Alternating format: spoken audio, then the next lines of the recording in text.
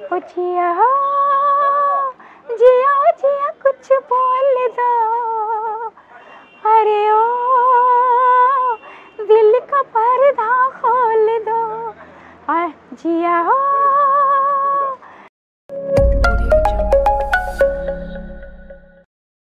কারণ কি জানেন, পিকচার তো আমি দেখতে পাই না, পিকচার আমি দেখতেই পাই না বলতে, ঘরে থাকি না, আমার কাছে কোনো মোবাইল থাকে না, কোনো টিভি থাকে না, আমি এইসব দূরদর্শনের কী যে হচ্ছে বা ওয়ার্ল্ডের কী খবর নিউজ, আমি তো শুধুমাত্র যারা যায় ওখানে সাংবাদিকরা তাদের কাছে আমি শুনছি এবং ওতে যেটুকু অনুভব করছি, আনন্দ ফিল করছি।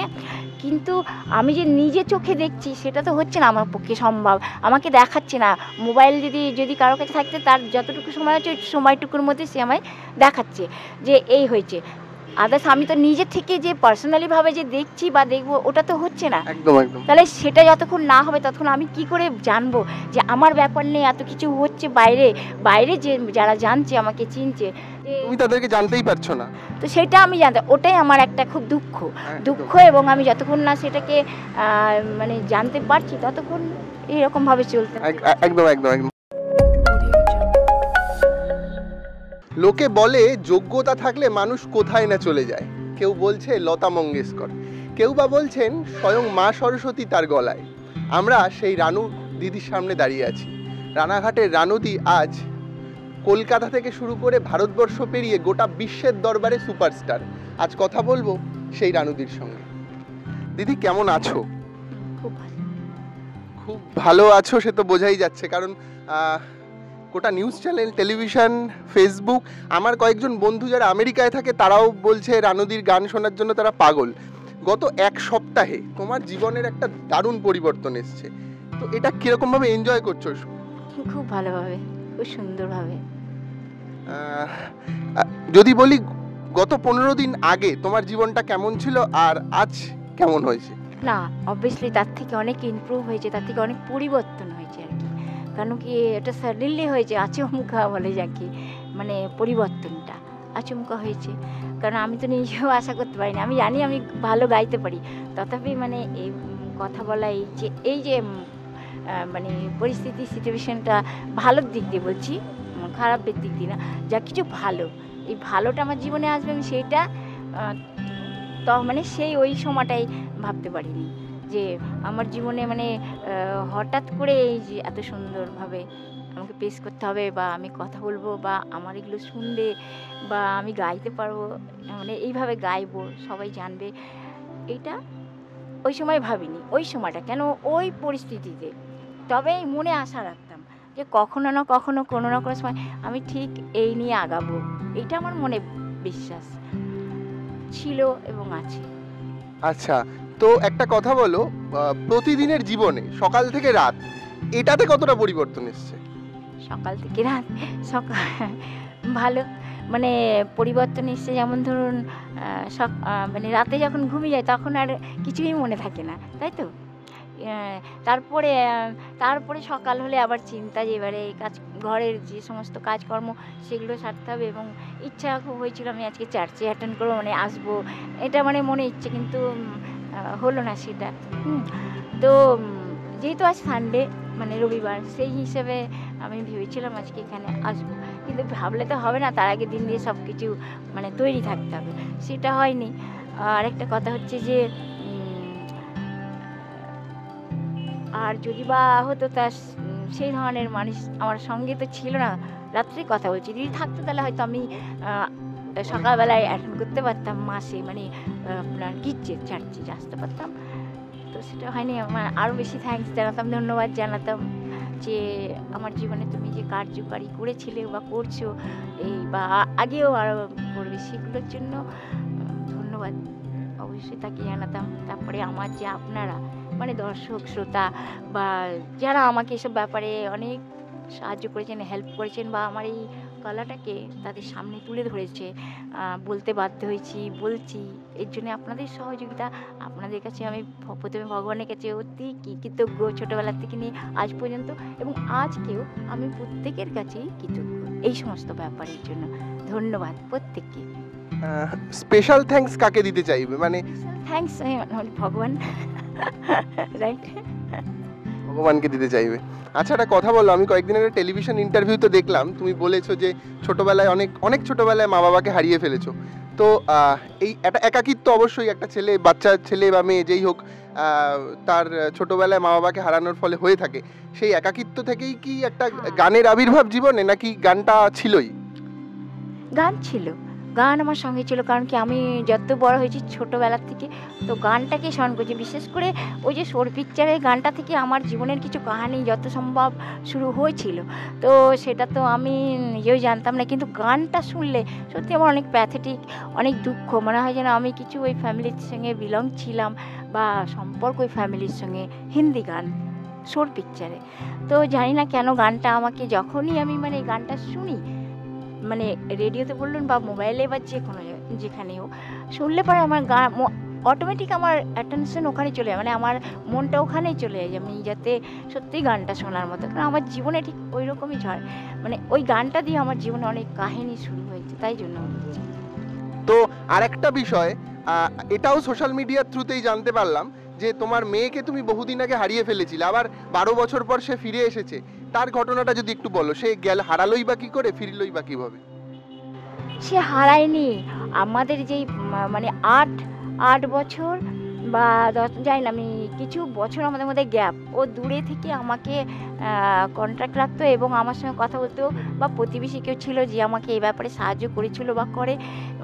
কিন্তু কিছু বছর যেটা আমার মনে নেই, তাদের সঙ্গে আমার কোনোই সম্পর্ক ছিল না। মানে এই যে যেমনভাবে আপনার সঙ্গে কথা বলছি এই ধরনের কোনো সম্পর্ক ছিল না, যে ঘরে এসছে এক জায়গায় রান্না করা, খাওয়া দাওয়া বা কথা বলা, বা তার সঙ্গে নিজের মনের কথা শেয়ার করা, বা সে তার মনের কথা শেয়ার করা, এই ধরনের কোনো এটা হতো না।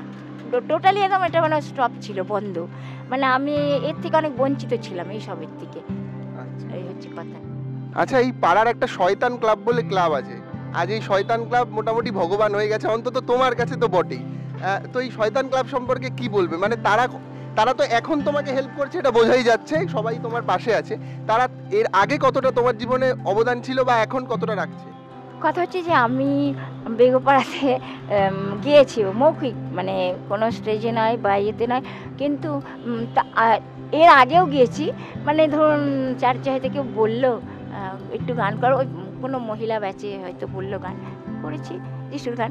এবারে ধরুন ধর্মীয় অনুষ্ঠানে হয়তো কেউ একটা হয়তো বললো, যদি সেটা বাই চান্সের কথা, তাহলে গিয়েছি। বা এরা মৌখিক আমাকে নিয়েছে ক্লাবের তরফ থেকে, গান করো আনন্দিত, তোমার তো অনেক গলা ভালো, একটা গান করে শোনাও তো। এইভাবে আমাকে যখনই বলেছে একটা গান করতে, একটা গান তো গাওয়া সম্ভব না, একটার পরে একটাই হয়েছে।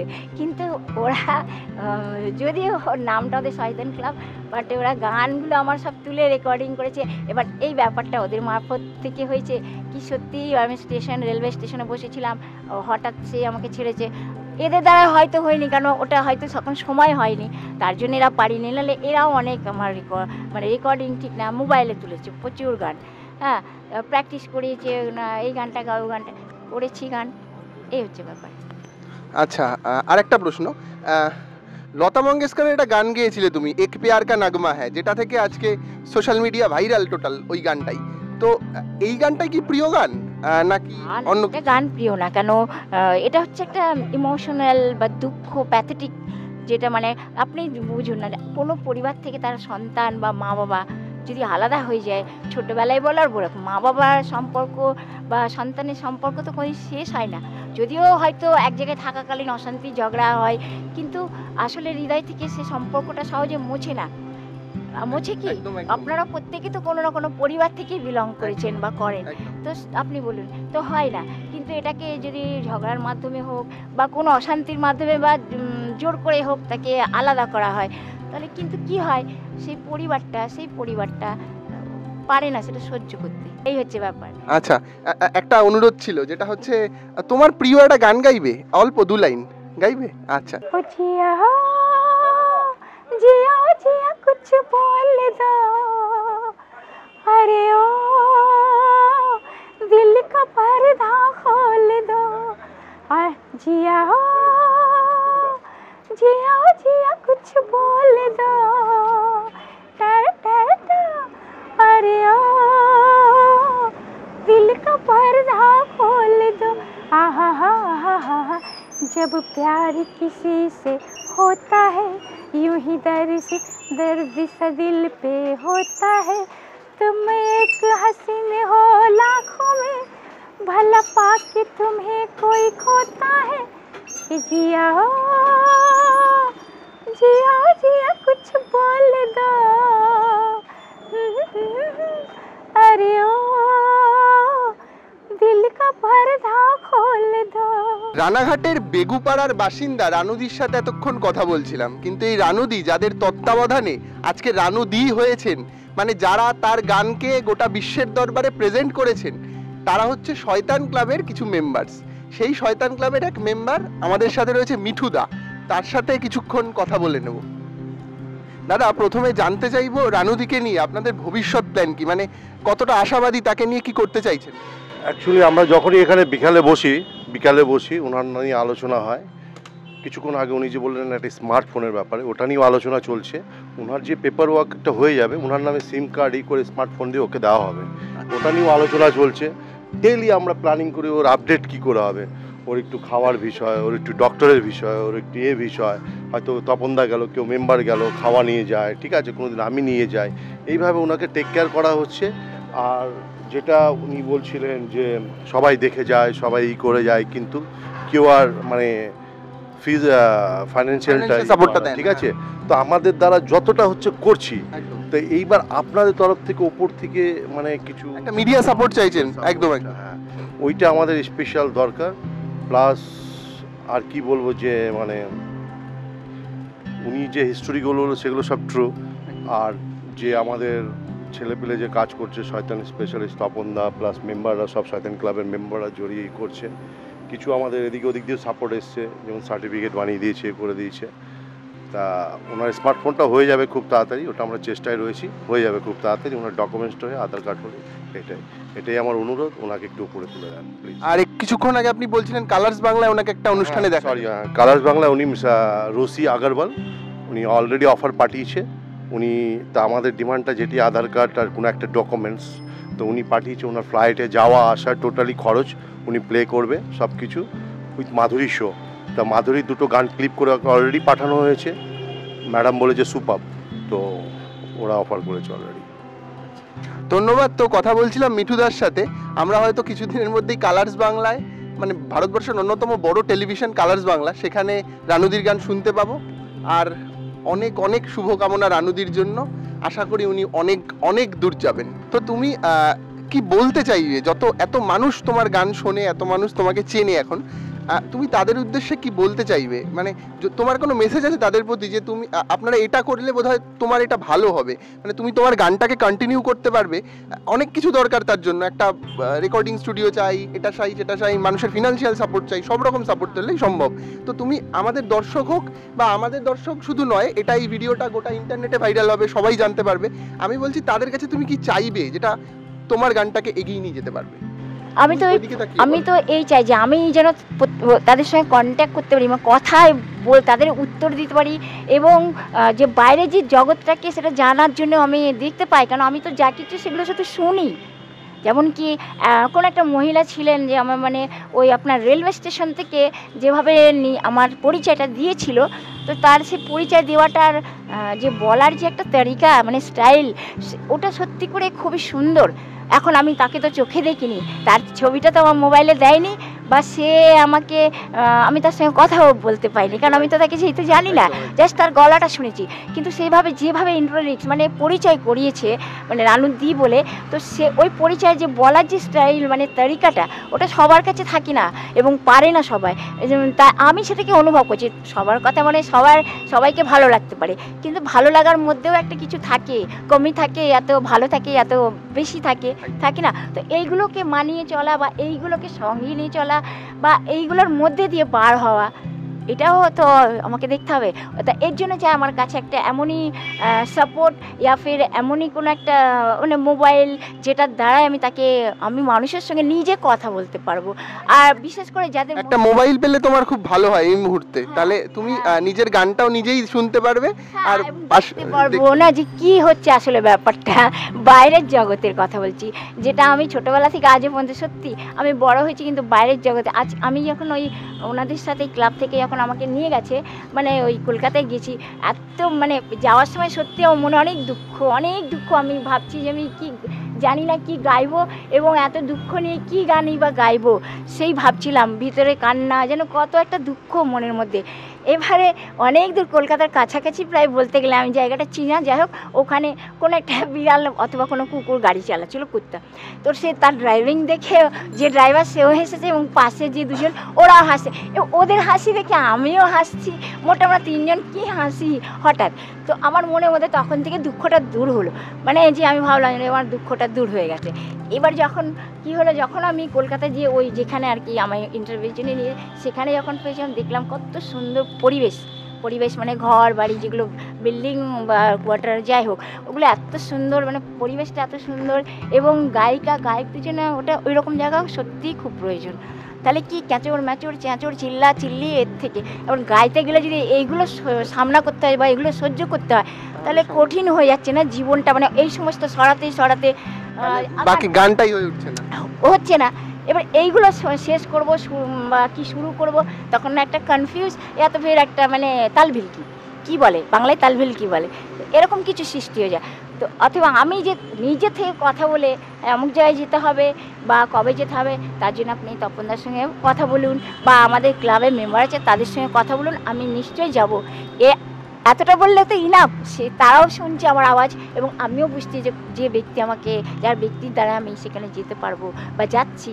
হ্যাঁ, এবং তা আমি কী বললাম, আমার লাইফে তো ফার্স্ট টাইমে আমি কারে চড়েছি, যেটা নাকি আমার অনেক দিন আগে, অনেক বছর আগে, যেটা বোম্বেতে হওয়ার কথা ছিল। এই লাইফটায় আমার বোম্বেতে হওয়া, মানে বাড়িতে ঘুরে এবং ফ্ল্যাটে থাকার কথা। হ্যাঁ, ফ্ল্যাটে আমি থেকেছি, ওটা কোনো বড় কথা না, কিন্তু আমার পরিবারের সঙ্গে ফ্ল্যাটে থেকেছি, কিন্তু ওটা কিছুক্ষণের জন্য বা কিছু দিনের জন্য বা কিছু মাসের জন্য, তো ওটা থাকা বলে না। নিজের একটা প্রয়োজন, নিজের ফ্ল্যাটই বলুন বা কোয়ার্টার বলুন বা ঘর বলুন, নিজের দরকার। আমি ওখানে থাকলে মাসির থেকে অবজেকশন, বা ধরো কেউ পাড়ার প্রতিবেশী, ওটা ওর মাসির বাড়ি, এই ধরনের কথাবার্তা হচ্ছে, তার মানে সে ছোটোবেলার সম্পর্কটা আমার ওখান থেকে শুরু হয়ে যাচ্ছে। এবার যখন ছোটোবেলার সম্পর্ক শুরু হচ্ছে, তাহলে আমি একটা ছোটো মেয়ের মতো, এবার আমার ভবিষ্যৎ আছে, এর আমি চিন্তা হচ্ছে ওই বাড়িতে থাকা, মানে কথাটা আমি কি বলছি বুঝতে পারছি, এইরকমই চিন্তাধারাটা ওখান থেকে সৃষ্টি হচ্ছে। তো আমার ফিউচারের কথা বা আমার ভবিষ্যতের কথাটা আমি মানে সেটাকে ইউটিলাইজ করা বা ব্যবহার করা, সেটা তো অফকোর্স প্রয়োজন না যে আমি ওটাকে প্রয়োজন মানে ওইটাই করবো। যেমন আমি সেখানে গিয়ে অত দুঃখ নিয়ে আমি ভাবছিলাম জানি না কি হবে, গাইতে পারবো কি না, আদেও আমার যে দুঃখ, সেই দুঃখের চোটেও হয়তো গাইতেই পারলাম না। হ্যাঁ, ওই দুঃখটা নিয়ে আমি যাচ্ছিলাম সেখানে, মানে আমি ভাবতে পারিনি যে হঠাৎ ওরকম যে ওরকম একটা কিছু কার্টুন টাইপে বা ওরকম একটা কিছু দৃশ্য দেখে হাসি পেয়ে যাবে, হাসবো। তা হাসি আর কান্না তাড়িতে দেন। তো ওই মহিলাটা, যে আমি তার নাম জানি না, যে রেলওয়ে স্টেশন থেকে যে ইন্ট্রোডিউস বা পরিচয় করেছিল, ওর কথাটা শুনবেন, বলার তারিকা। বাকি এখানে একটা মেয়ে তো মহিলা আসানসোল, আর যে সোনিয়া, যাই হোক, ও এখানে থেকে আসানসোল থেকে এসে ও ভালোই, কিন্তু কি ওরা কি টিভি থেকে নকল করেছে ইয়া ফির নিজে থেকে করেছে সেটা আমি জানি না, কিন্তু যাক ওরা তো ভালো বলতে পেরেছে। কিন্তু ফার্স্ট যখন আমাকে নিয়ে আসে, ওর যে বলার যে তারিকা মানে স্টাইলটা, ওটা আমার খুব পছন্দ হয়েছে। এবার আমি তো ওই মহিলাটাকে তো দেখতে পাইনি যে সে কে, সেটা ওটা মেয়ে কি ম্যারিড মানে বিবাহিত কি অবিবাহিত কি কত বয়সের আমি তাও জানি না, জাস্ট আমি শুধু তার আওয়াজটাই শুনেছি, এটাই হচ্ছে ব্যাপার। তো হয়তো মহিলাটাকে দেখলে হয়তো তাকেও কিছু বলতাম যে হ্যাঁ আমি এর জন্য তোমাকে অনেক ধন্যবাদ দিচ্ছি, ওটাও একটা সহযোগিতা। ওর যে বলার যে স্টাইল তারিকাটা, আমার দুঃখটাকে সে অনুভব করেছিল, যার ফলে সে বলতে পেরেছিল, সে আমাকে রানু দিয়ে বলে সম্পর্ক করেছে বলে এরম কথাটা, মানে তাই বলছি। তো কিছু জিনিস আছে মানুষের মধ্যে যেগুলো হয়তো মানুষটাকে পছন্দ, তার মধ্যে যে এমনই একটা কিছু গুণ দেখা যায় বা ভালো লাগে, এই ধরনের একদম ঠিক। তো আমরা এতক্ষণ কথা বলছিলাম রানুদির সাথে, এই রানুদি আজকে ফেসবুকের দৌলতে তো গোটা পৃথিবীতে ভাইরাল, আপনি জানেন, আমি জানি, সবাই জানে। কিন্তু এই রানুদি, যার গান আমরা সোশ্যাল মিডিয়ায় স্মার্টফোনে দেখতে পাই, তার কাছে কিন্তু একটা স্মার্টফোন পর্যন্ত নেই। তার জীবনের একটাই এখন ইচ্ছে, যদি একটা স্মার্টফোন পাওয়া যায় তাহলে নিজের গানটাই সে তার মোবাইলে দেখতে পারে। আশা করি আমাদের অগণিত দর্শক এবং চারপাশের মানুষরা তাকে সেই স্মার্টফোনটা কিনতে বা পেতে সাহায্য করবেন। আমি ধন্যবাদ জানাবো সোশ্যাল মিডিয়ার জনক মার্ক জুকারবার্গকে, যে ফেসবুকটা তৈরি করেছিল। সেই ফেসবুকের দৌলতে আজকে রানুদি এই জায়গায় আসতে পেরেছে। আশা করি তার ভবিষ্যৎ আরও সুগম, আরও সুন্দর হবে। হোয়াটসঅ্যাপ, ফেসবুকে মাত্র একটা কমেন্ট বা শেয়ার নয়, এগিয়ে আসুন ওনার পাশে। আপনার সকালের ঘুম ভাঙুক রানুদির গানে। অনেক ধন্যবাদ তোমাকে রানুদি আমাদের সাথে থাকার জন্য। আশা করি তোমার ভবিষ্যৎ অনেক সুন্দর হবে। থ্যাংক ইউ, অবশ্যই।